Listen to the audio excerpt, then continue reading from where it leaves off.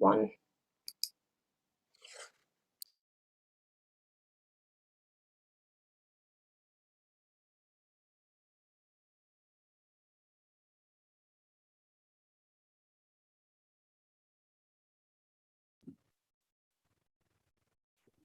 Well, good evening, everyone, and thank you very much for coming along, traveling all this way to be here at a remarkable event. We're very excited here at the Poetry Business. We often are, but particularly tonight because it's two of our very favourite people, as well as being favourite poets. We've known Jane and Jim for longer than any of us would care to admit.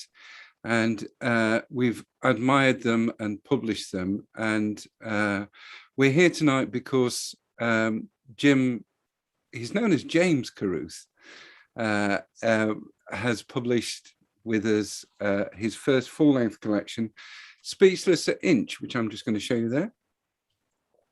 And Jim will be reading for us from that in the second half of the evening. I want to say something that an astute commentator and very good poet said about Jim before we go any further, which was that this collection is an emigrant's hymn to people, place, and nature. This luminous collection contemplates loss and change with lyrical attention. That was said by the rather marvellous Jane Clarke, who is also here tonight. Jane's going to read first. She's going to read for 20 minutes. Then Jim will read. And then I'm going to field some questions. So as the reading goes along, when something occurs to you, if you want to write down a little a question or put it straight into chat, Susanna will be fielding all these chat questions, which I'll then give to Jane and Jim, and a dialogue at the end of the reading will occur. It will be a great thing to happen. I'm going to embarrass Jane first by talking about her. One of the things, her collection, The River, was the first ever poetry collection shortlisted for the Royal Society of Literature's Ondarchi Award, which is given for a distinguished work of fiction or non-fiction evoking the spirit of the place. The River was published by Blood Axe in 2015. We then had the privilege, and it won lots of things and was feted everywhere, and quite rightly, it was, you know, people love that book. Beautiful book. Then a little bit later on, Jane worked with us to produce a collection of a sequence in pamphlet form called All the Way Home, which is illustrated with war photographs and letters to make a coherent and really moving account in poetry. And this was then followed by this rather lovely book, When the Tree Falls. And so many people have said good things about Jane, that she registers with memorable cadence of verbal simplicity the changing pattern of the seasons as it shapes the daily life of a farm, and at the same time the very human experience of loss, ambivalence, and eternal impermanence. Those big words, that it's poetry which is at the same time modest and ambitious, it seems to me, of Jane's. Jane was born in Roscommon and lives in Glendalough now in County Wicklow. And I want to say one more thing, which is that Anne Enright said of her that her writing is clear, direct, and lovely. Jane Clarke's voice slips into the Irish tradition with such ease, it's as though she had always been at the heart of it. It's a great pleasure to introduce Jane Clarke. Thanks very much, Peter. It's my pleasure to be here at a poetry business launch and to be at James Caruth's launch. I read this new collection a few months ago, and I know that it's beautiful. And I also know that this is going to be a really good reading tonight, to hear James read the poems himself. And then it is just really nice to do something again with the poetry business. Peter and Anne have been very important to me over the years, and I've worked with all the team in the production of this pamphlet that we produced together back in 2019. So I wanted to start with two poems from the pamphlet. And the first one I had to read tonight because the title is September. And it's actually the first poem in this sequence. And it really marks when this young man heads off to war. He's only 21. And you can see the photograph there of when he's leaving to go to war in the First World War. And I'll read the poem, September. The week before he left for France, we leaned a ladder into the apple trees, picked Cox's orange pippins, Newton wonders, Brownlee's russets, laid them one by one on dusty floorboards in the attic, then planted hyacinths and amaryllis for spring. We sat out after dinner and talked of how we loved this time of year, when hollyhocks are past their best, but still stand tall in copper, pink, and cream, beside clematis and the last of the sweet pea. So that poem is in the voice of this young man's sister. And because the poems, the sequence I wrote was inspired by a series of letters between the brother and sister, and photographs taken by the brother, taken by the sister, of those 4 years when he was at war. Also, he was at home with trauma from the war. And then he died just months before the end of the war. So the second poem I'm going to read from that collection, When the Tree Falls, is called The Pianist. And it is the sister in the sequence was a gifted pianist. And I imagined what the piano might have meant to her during those years of waiting and all the time of concern for her brother. The Pianist. She plays into silence. A harbour at dusk makes wind ripples over the surface until her fingers begin to insist. Hailstones on the slipway. She dives like a cormorant dives, leaves only a circle of bubbles. We listen for where she'll emerge, taking our breath. She dives again and again, returns us to quietness.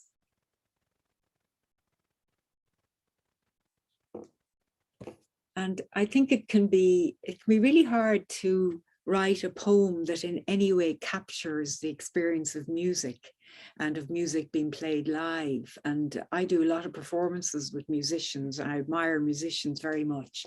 So it was watching a cormorant diving actually that gave me the idea as a way of describing the way a pianist gets intensely into their work.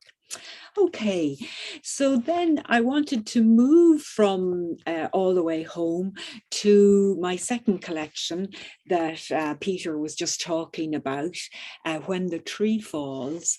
And because I wanted to start with a poem that for me, I really think of at this time of year, when the evenings are getting darker, when the mornings are darker, when it's getting a bit cooler, when you're thinking about lighting the fire again.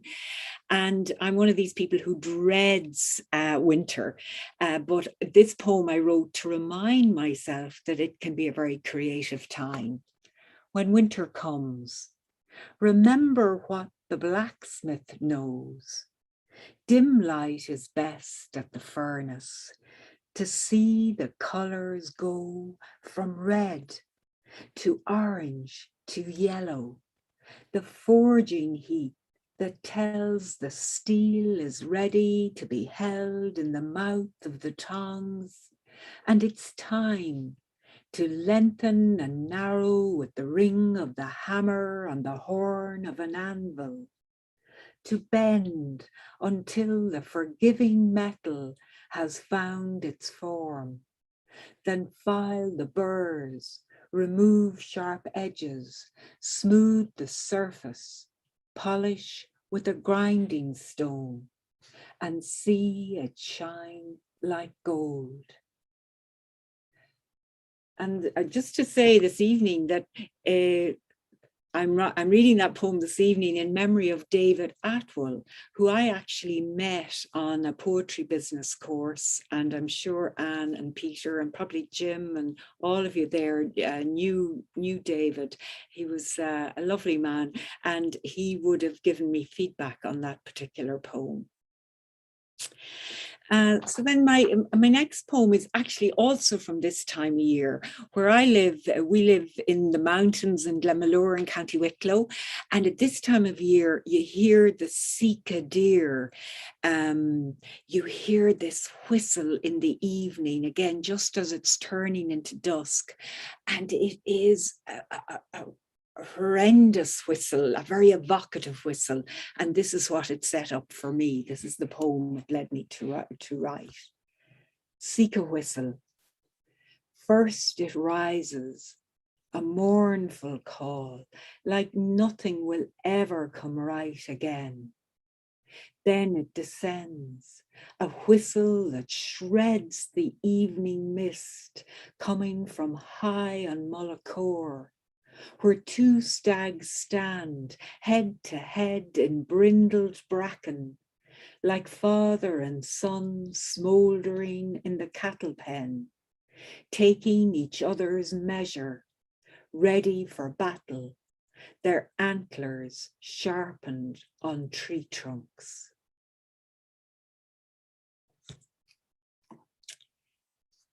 And the next poem I wanted to read is kind of lighter, and I wrote it actually in Manchester Airport. It got the first draft on my way home from a poetry business workshop. So that's part of why I wanted to read it tonight. And so there was something, I was really stirred up by all the poems I'd heard all day. And I was in the airport, took out a pen, and this poem, The Yellow Jumper, is what I started there in the airport. And as you know yourself, there is, as people probably watching will know, there's nothing like the joy of getting a new poem going. The Yellow Jumper. They weren't married long when she saw it. A turtleneck jumper in Murray's window, yellow as happiness, as the flash on a goldfinch's wings. She imagined him wearing it at the fairs, standing out from all the rest in their greens and greys. 18 shillings and sixpence. She paid for it on tick, threepence a week. For all that he smiled on his birthday, it remained on the back of the bedroom chair. One day she folded and packed it in the chest, with the spare candles, letters, photographs, and the other questions she didn't ask. She likes to think of him there, among pens of breeding heifers, weanlings and hoggets, splendid in yellow. I should have said that my mother gave me that story, and sitting at the kitchen table, she told me that story. So it came from that, with my father listening to her, smiling ruefully. The next poem, again, this one started with the help of Peter and Anne, and it's called Blue Cards. And blue cards are on most farms in Ireland. You have to have a blue card. It's like a passport for moving, for selling cattle or selling cows from one farm to another. So the blue cards are essential. But this poem is actually about the last few weeks of my father's life. This whole collection, a lot of this collection, When the Tree Falls, my father is the tree in that title, were a lot of the poems are about his illness and his death and my subsequent mourning him. And so this poem is from when we were nursing him at home. Blue Cards. Winter mornings he was gone before dawn to fairs in Ballyhaunis, Claremorris, Ballinrobe. He came home with muck on his coat, smelling of shorthorns and Herefords. Sometimes he told us who he'd met, the blind man who knew each of his cows by their lowing, the widow who bargained harder than any dealer. But mostly he sat, distracted by prices, cigarette smoke spiraling to the kitchen ceiling, blue cards spread around the table. Today, when everyone else was gone, I wrapped him warm, pushed his wheelchair through the haggard, up the yard to the sheds. The cattle lifted doleful eyes from heaps of silage. Hello, lads, he said.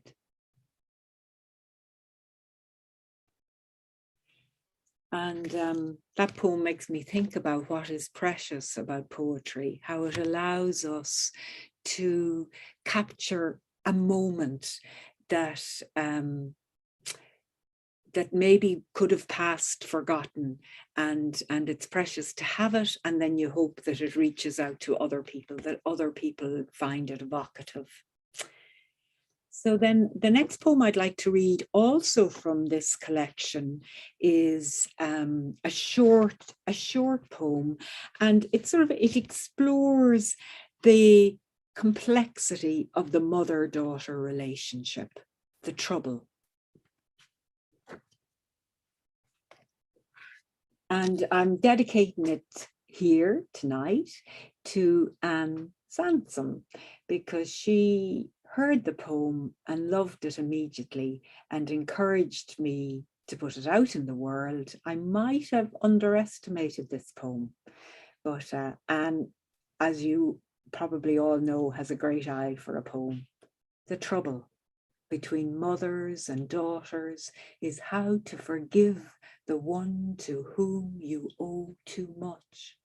What you see when you look in the mirror, how you forget you are in her and she is in you, or the way she loves you and cannot, will not leave you alone.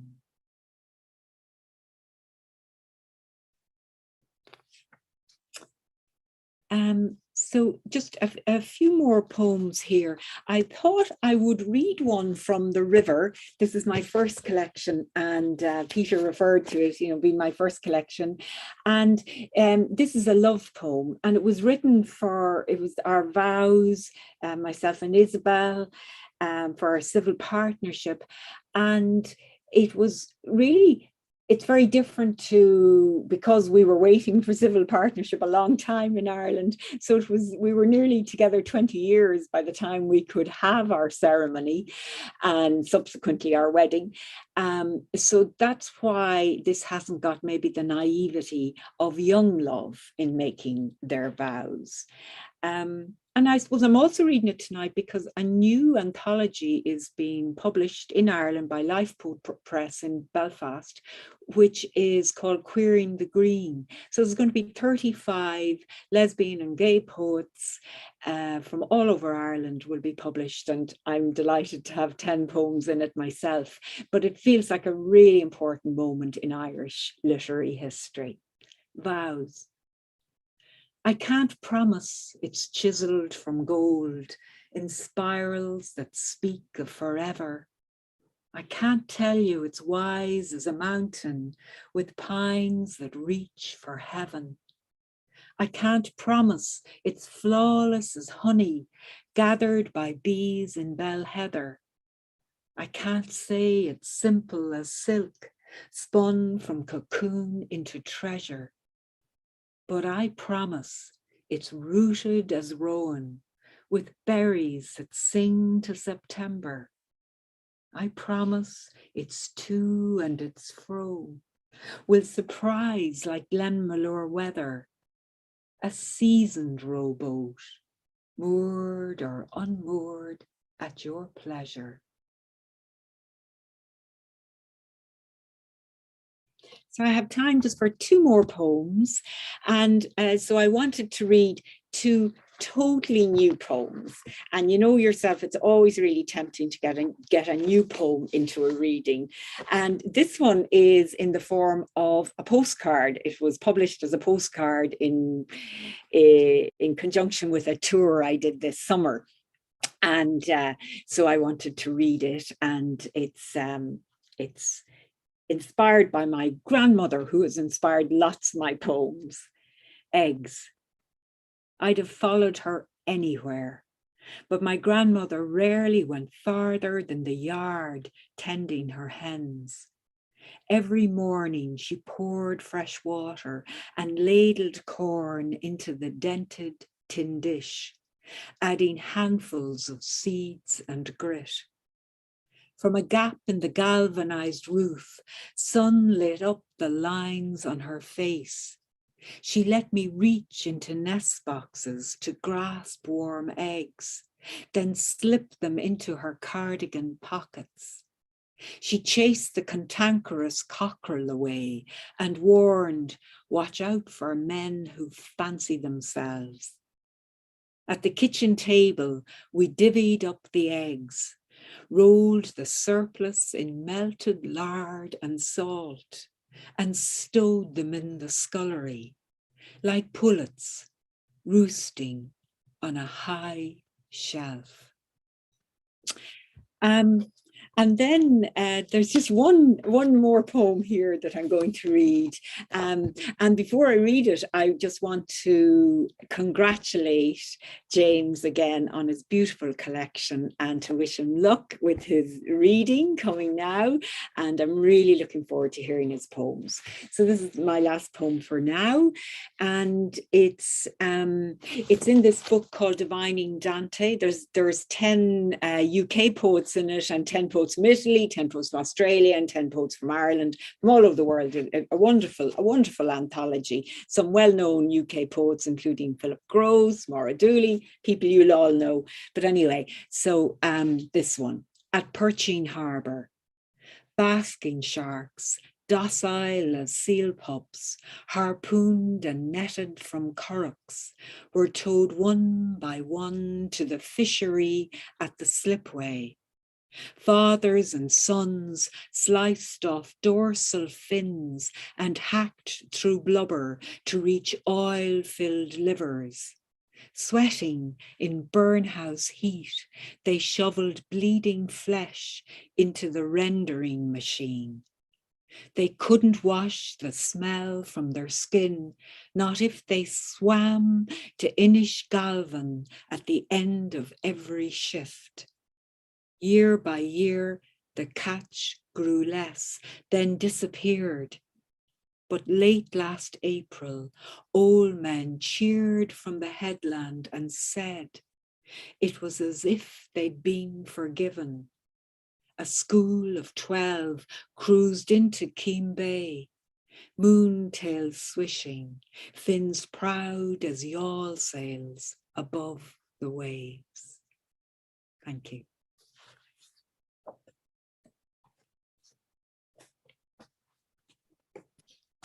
Jane, that was wonderful, really. Thank you so much in every way.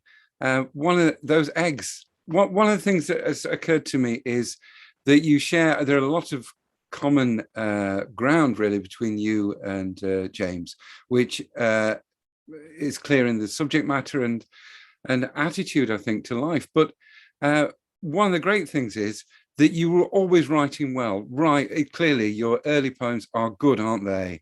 But you're writing even better now. That seems to me, that's clear from Jim's collection that we're going to look at in a moment, which the later poems I think are even better than the very good first ones.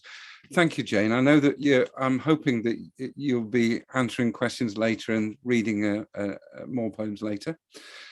I'm going to invite Jim to join us. He's there. Great. Chiaroscuro, I think it's called, isn't it? That effect, that light effect.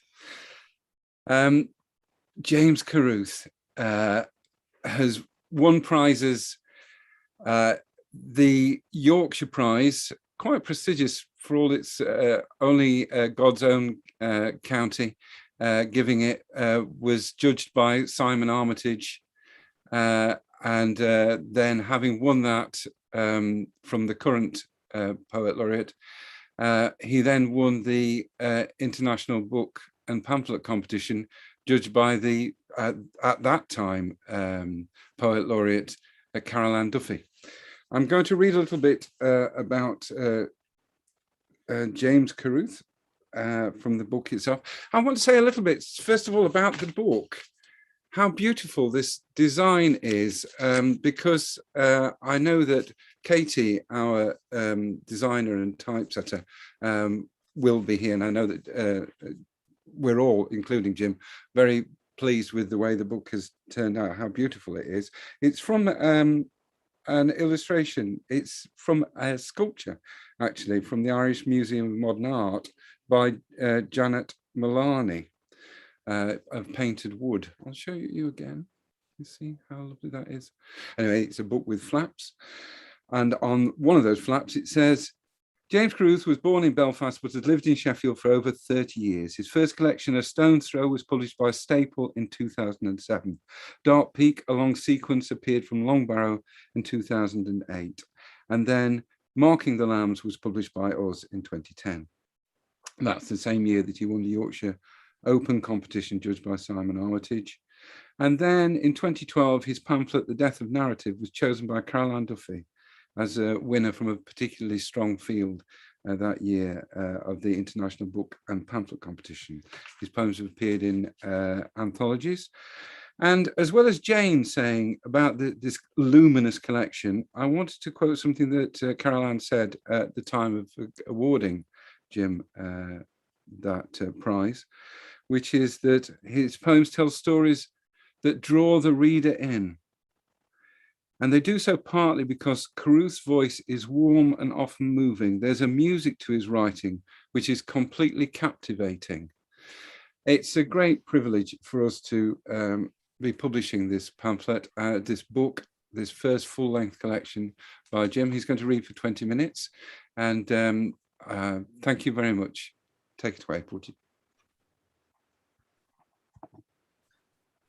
Thank you very much, Peter, and thank you very much. And thank you very much for Jane for agreeing to share this launch with me tonight. The first poem I'm going to read in January, I remember, I can't remember if it was the second lockdown or the beginning of the third lockdown, but I was multitasking at home. I was watching the BBC News with the sound down whilst I listened to John Coltrane. And there was images come up on the screen of the assault on the Capitol building in Washington. And I immediately thought of a poem I've always loved, which is September the 1st, 1939 by Auden. The poet sitting in a pub somewhere in New York while Europe and his world, I suppose, began to collapse.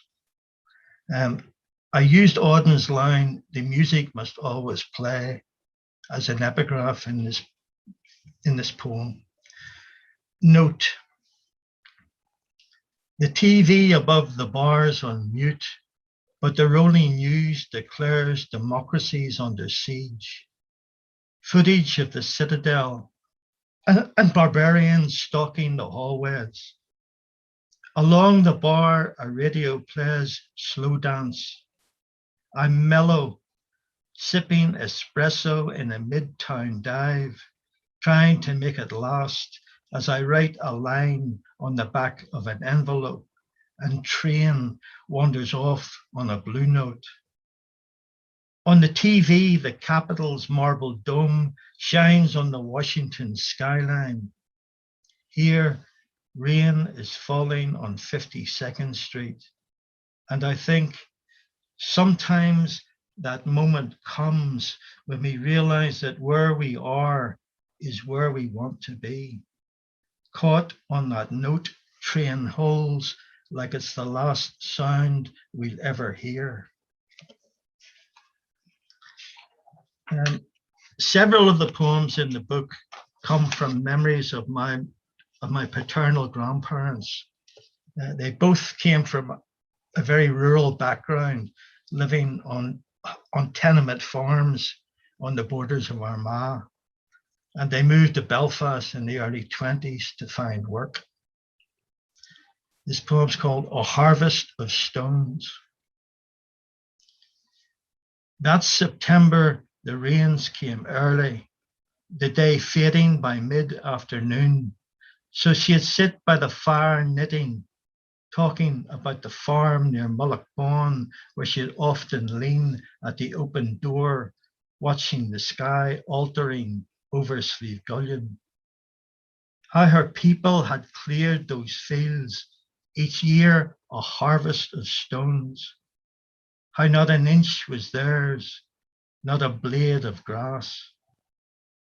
Some evenings she'd lift her hands to catch the moon while things moved in the dusk.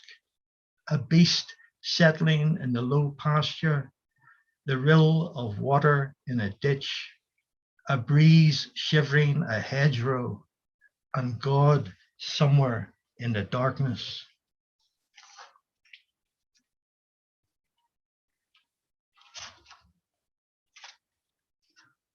The next poem, I wrote the first draft sitting by a river in Rydal in the Lake District. And I was thinking how in most beliefs there is water, and in most beliefs there are rivers. I mention in the river, I refer to a goddess, and the word for river is the same as the word for goddess in Irish. The Old Faiths. February, the last frosts have gone, but clouds still hold to a ridgeline. The hills were shades of winter. Here I might grow comfortable with solitude, take residence in the attic of my head, no longer afraid of noises in the night, fall asleep listening to the gossip of water. Thin river, little goddess, a brown stream dressed in leaf shade, old faiths hidden in deep pools. This morning I woke trying to remember your voice, thinking of a photograph, your first communion, a child bride, veil, white gloves, patent leather shoes, your beautiful unknowing. Somewhere a tap was dripping.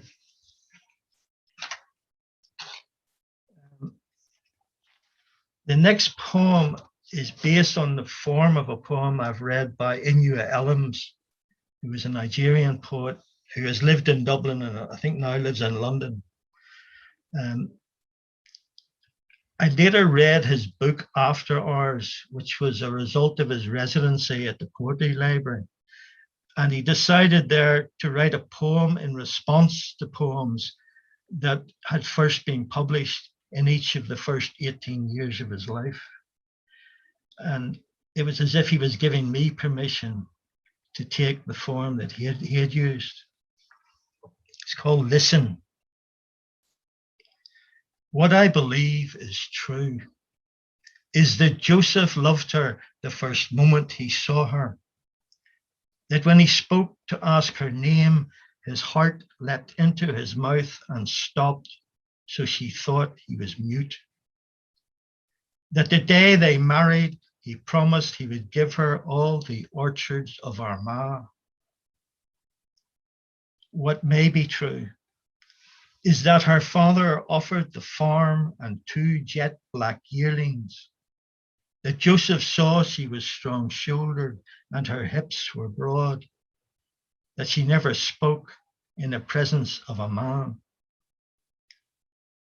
What they said was true, that the night they wed, the cows dried, and the fire in the hearth died and would not be relit, that she lay with him as if she were dead, that when he woke next morning, she was gone from him.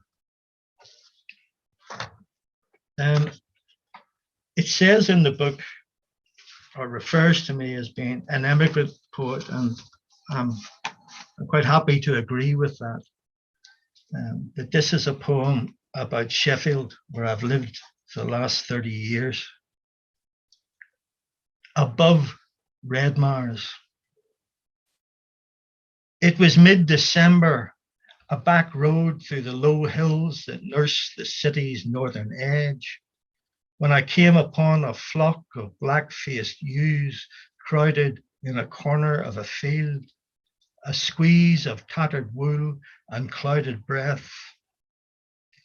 I stopped the car to look around, searching for a dog slipped the leash, or a fox tasting the air along the hedgerows. But as far as I could see, there was no other living thing between those frightened sheep and me.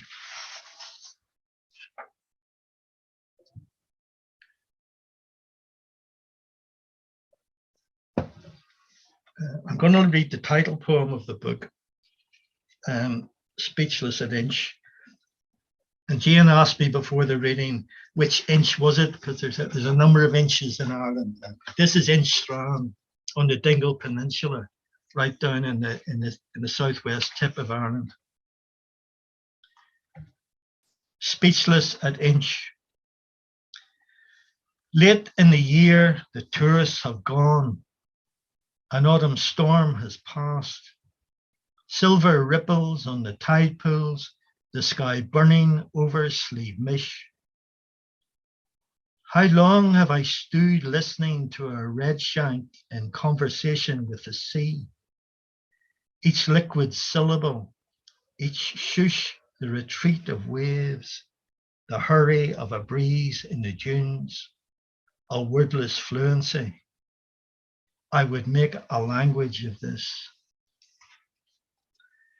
And on a similar vein, I'm going to read a poem called Lagan. Lagan is the river, or at least one of the rivers which run through Belfast. It joins up with the Farset and then pours into Belfast Lough. I've always been conscious, living in Northern Ireland, of how the Irish language was used as a political tool. It was confined to certain Catholic schools, how it became a means of division. Yet all around me, it echoed in the names of places, a sort of derivative hum. And Lagan is the Irish for low-lying meadows. Lagan. I loved the river's middle reaches, willow and rushes, long strands of maidenhair, clearings where I knelt in grass wet with dew, and beech mast lay thick around the trees. I held a yellow leaf like a relic as the sky over Divis clung to its dark ridge. Slieve Croob is a source, mountain of the hoof. Stranmillis, sweet stream. Owen Vara, where the causeway's oak staves turn the water black. Lagan, low-lying meadows. Translation of water and hills, a river's hesitant escape. And this next poem I'm going to dedicate to Anne Atkinson, the Sheffield poet that a lot of you will know or will have known. And some of you might even have attended some of her workshops at our lovely house in Derbyshire.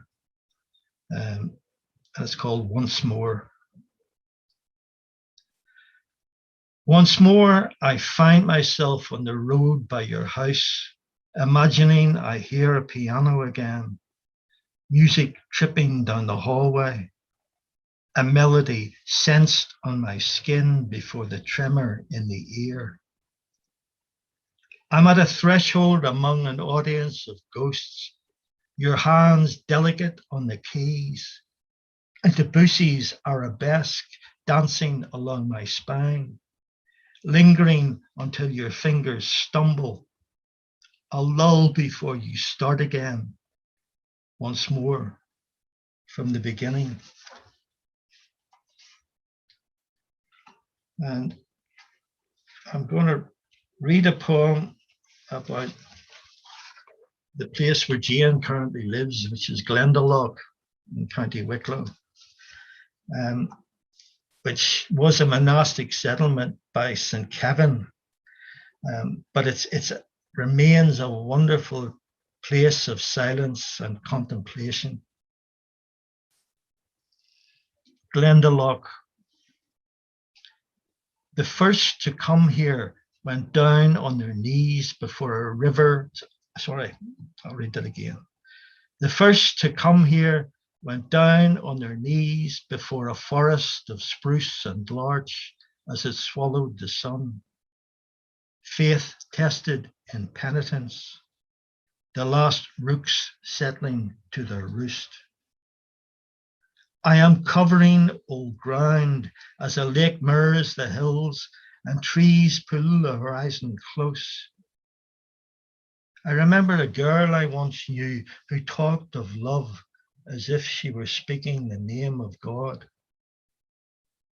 I could lie down and sleep here, lulled by voices on a wind that comes low over the lake, water lapping in the sedge. I've heard said, such sounds can heal. And now I'm going to take you back up north again.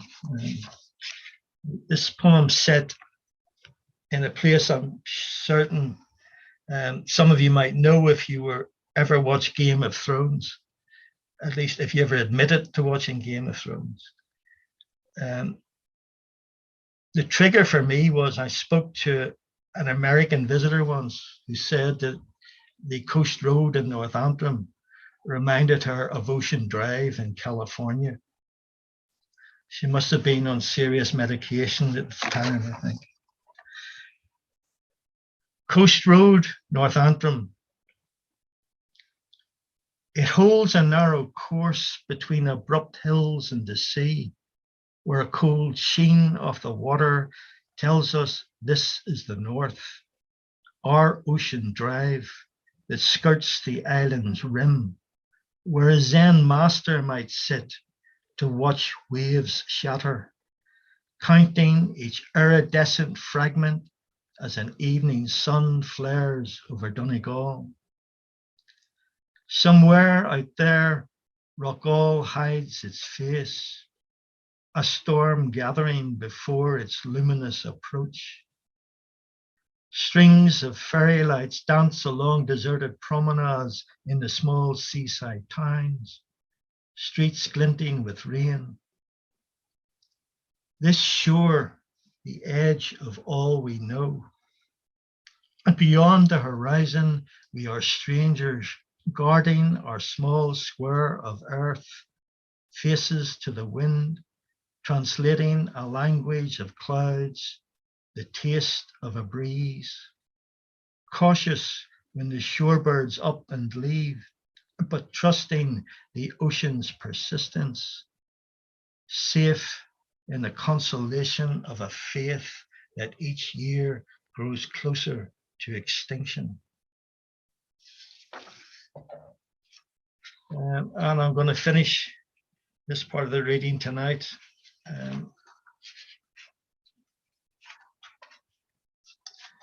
It's a poem called The Last.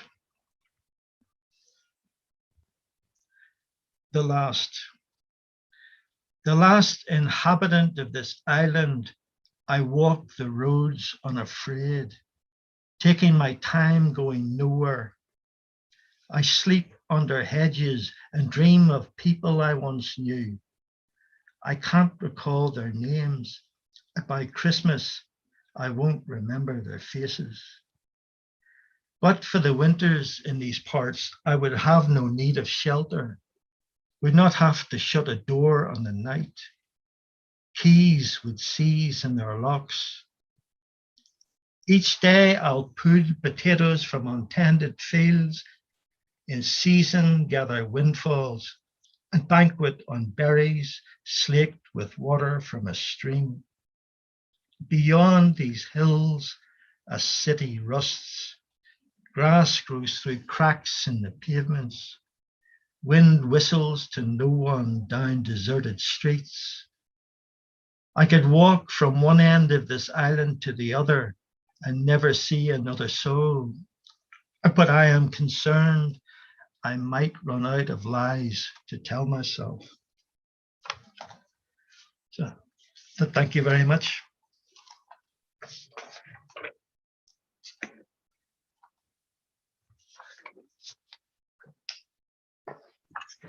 Fantastic, Jim. So good, wasn't it? And of course, I liked all of those poems, and I'm pleased that you chose them. But of course, inevitably in a book, there are loads of poems there that I wish we had time to hear also. A couple of questions that we have for both of you. It's really about putting a book together. People talk about writing poems, individual poems, but we're particularly interested because with Jim's, this is taking poems from two previous pamphlets and other actual publications, isn't it? To make a first full-length collection. And yours, Jane, the latest book, of course, it has that at heart, your father, that's right, is that right? So how long did it take you, shall we start with Jane, how long did it take you to put that collection together, When the Tree Falls? Well, I started putting it together just so it goes over 4 years really. And in those 4 years, my father was getting weaker. And, and then there was a time, very concentrated time when we were nursing him at home.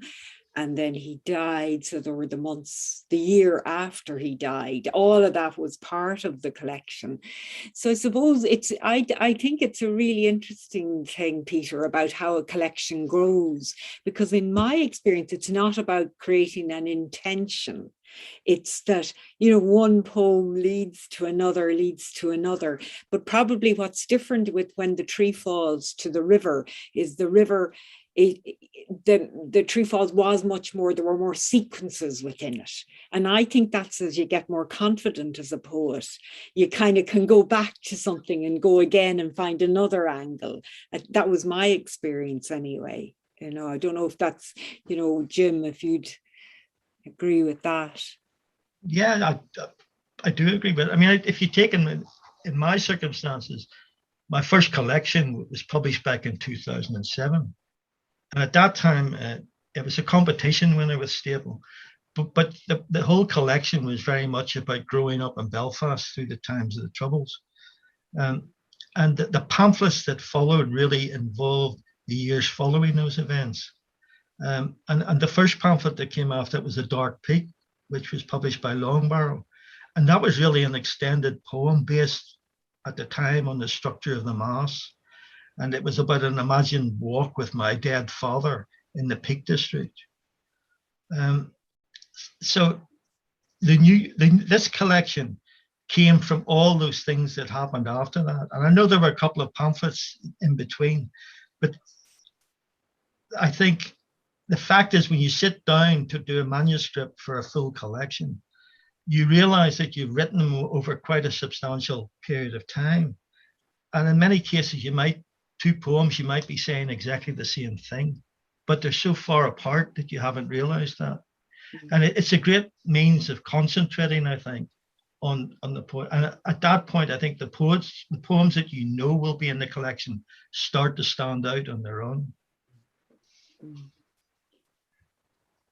So is what you're saying, Jim, that there's an element of the poems choosing themselves, really? Yeah, I think very much so. In a lot of the circumstances, I think that happens. And I think it's another step along the way. You've stepped beyond the poems that you've written in the previous pamphlets, and you're now moving on to some different ground. Oh. There's time for a couple more questions if people want to send into the chat, if you want to put a comment or a question into the chat. I'm going to ask Jane that I can't resist asking both of you. Why is it poetry, do you think, that you write? I mean, you do write other things, but why are you poets? So, Jane, do you want to answer that simple question? It's an absolute mystery to me, Peter. I mean, you see, because one of the things I didn't start to write till my early 40s, so this happened to me. I always wanted to write, like I suppose nearly every Irish person you meet.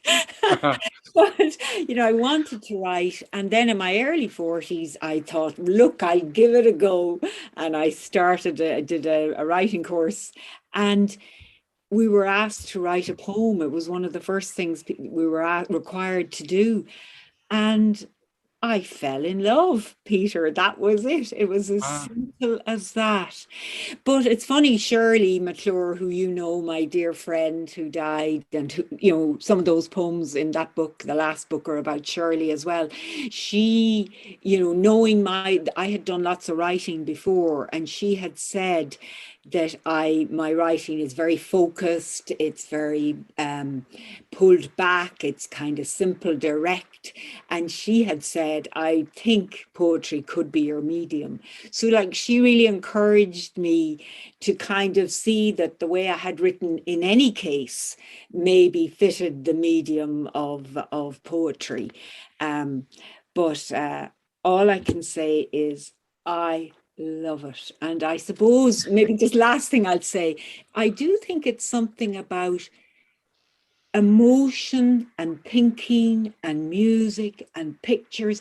I love the way poetry integrates all of those, and in a way poetry, I think, integrates everything about you, your philosophy, your psychology, your history.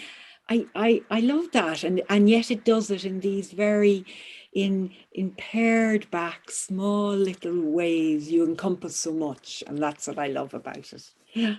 I can't resist saying, Jane, because Anne and I, we didn't know her nearly as well as you did. She was such a close friend of yours, Shirley's, wasn't she? Yeah. But she was an easy person to love and admire. Yeah, we really did that, and we feel the loss now, really. So I know that you must. You edited her collected poems. Yes, I did. Doll. Yeah, Origami Doll. And so it was, her two previous collections, and then the new work she had done in the few years before she died. Fantastic new work. She kept working right up until very recent, shortly before she died. And she found the work of being a poet kept her alive.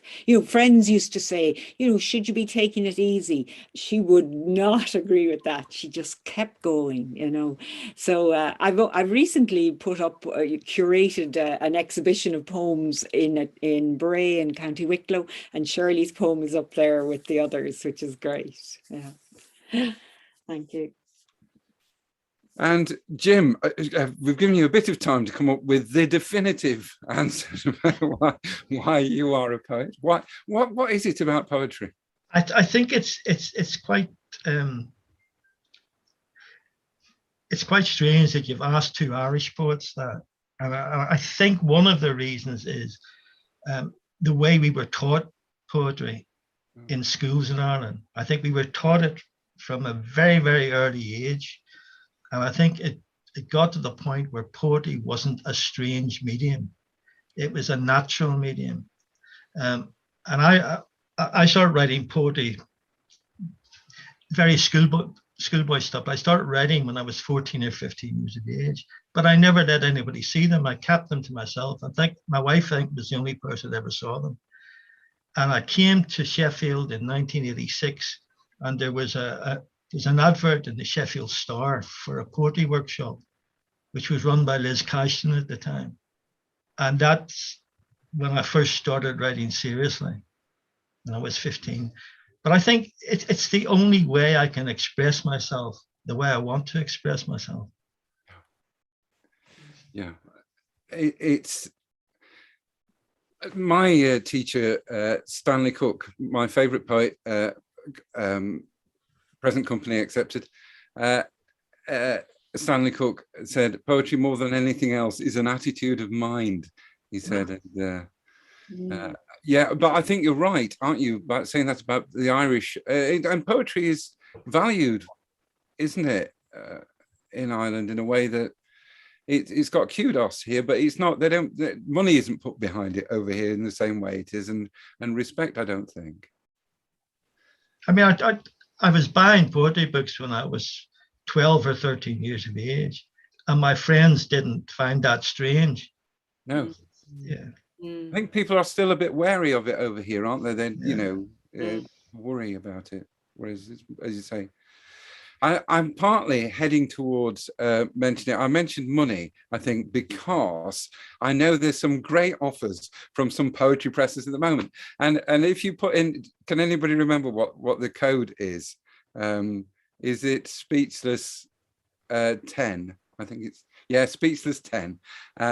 If you put that code in the YouTube, you'll be able to get a 10% discount and free postage on Speechless at Inch. And as it happens, Jane's collection came out in time to fit in with our grand 50% autumn sale. So if you would like to get all the way home from Jane, and also her Blood Axe books are available too, aren't they? We're going to ask you to read one final poem, if you wouldn't mind, each. It's been a really smashing evening. I knew I was going to really enjoy and be moved by this evening, but it's joyful, really. Thank you. So I thank you very, very much, Peter, and thanks to everybody at the Poetry Business. Before I read my last poem, I want to say to Jim that I loved your reading. And just, for example, The Gossip of Water, I love that. I love that poem, The Old Fates. I love All the Orchards of Armagh in Listen. That's so beautiful. And then A Red Shank in Conversation with the Sea. I think your writing is, as I put on the back of the book, luminous, and wonderful to hear you read it. So last poem, a little poem that I was commissioned to write this time last year. It was sort of to try and be a response to COVID, and I think we need it now as much as we did this time last year. Little Turn Colony, Kilcool. In shallow nests among pebbles, most of the eggs survived the high tides. August slips into September. The fledglings, light as whelk shells, get ready to fly.